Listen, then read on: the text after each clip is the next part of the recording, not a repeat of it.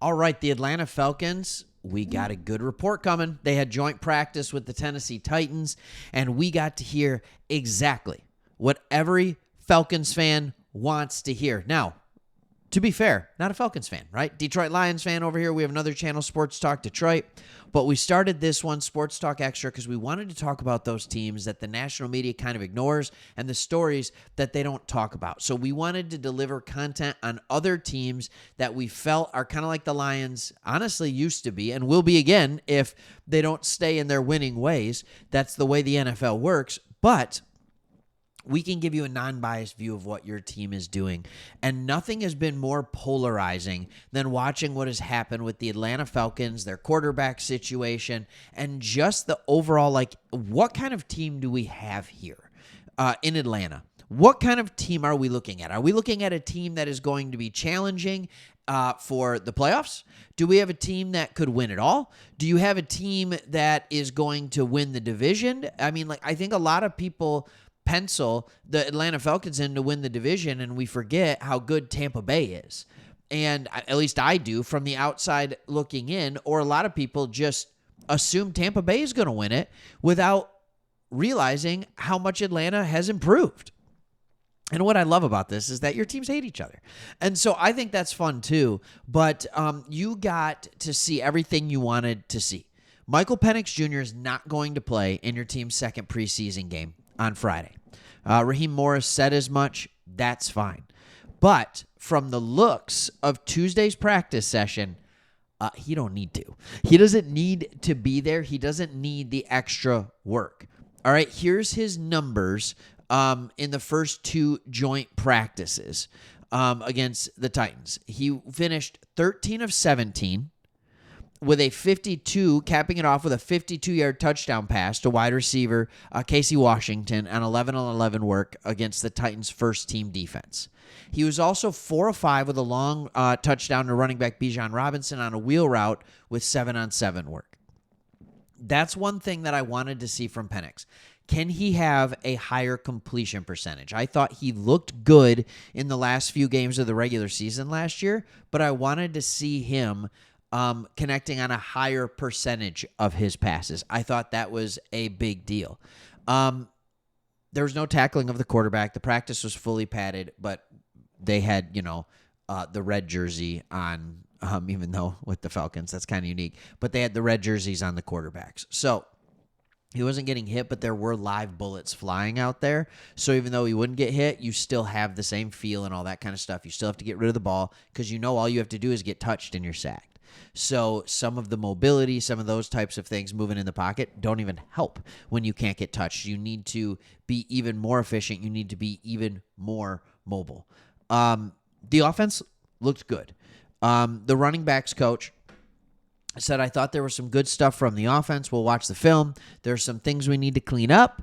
But there's some good physicality. Guys were finishing runs and passes, and we did a decent job of protecting the quarterback. So it's not all in all like everything's great. All right. Now, here's what I found to be the most interesting, if I can be honest. And it came from Raheem Morris. And he spoke, I'll let you see this. Morris spoke to the media before Tuesday's practice. He was asked about his philosophy of holding out his starting quarterback as compared to the Bengals, who played Joe Burrow briefly in their preseason opener. First off, I'm going to get to the quote here in a second. I love when reporters ask dumb questions. Like, let's just take a random team, and let's take one of the only teams. There might have been 4 or 5 teams that played their starting quarterback in the preseason, and let's just ask our coach why he's doing what almost everybody else is doing and not playing their starting quarterback while one team decided to play their starting quarterback. Also, you're at a joint practice. I don't know if I've ever seen 2 teams compete in joint practices and then play their starters in the preseason game against that team. Like, That's not the way it works because coaches love to have controlled environments of physicality for their teams. They love being able to put their teams through special drills, whether it's red zone work, whether it's situational football, fourth quarter, minute 13 seconds left. You have the ball in your own 30 with the timeout. Like, they love being able to set the situation for their team rather than a preseason game, which you don't know what's going to happen. Now, part of the you don't know what's going to happen is good. That's good. But you can prepare for almost every situation too, and you can do it in a safer environment when you're at a joint practice. But Raheem Morris came out and gave such a good answer.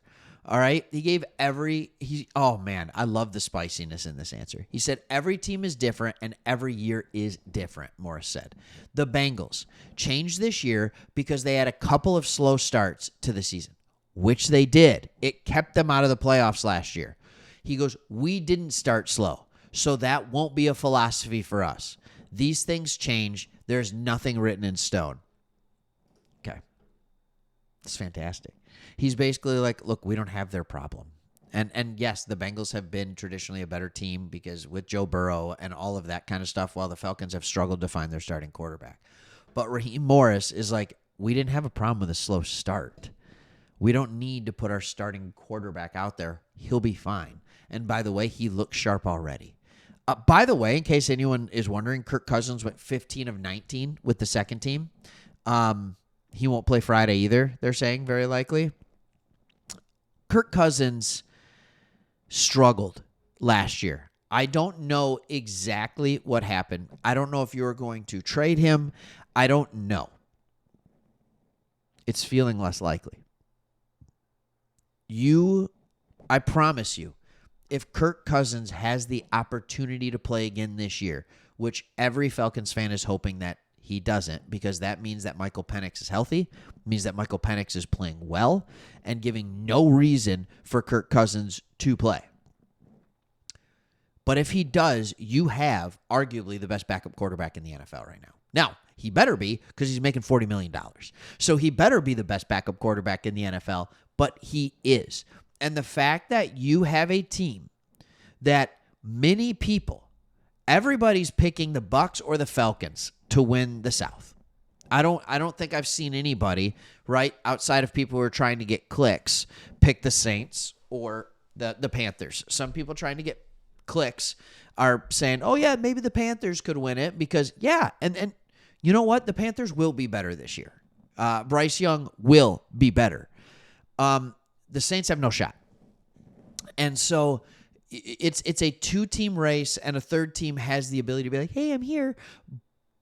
How cool is it that you are paying $40 million to a backup quarterback, and you still have a team that has been put together that can compete for a division and should, and many expect to win that said division. I think that's pretty cool. So let's just take that with a grain of salt or for whatever it's worth and realize like there's a lot of talent here. Next year, you can let Kirk Cousins go. I think then it ends up being like $20 million dead cap hit, something like that. I don't have it right in front of me.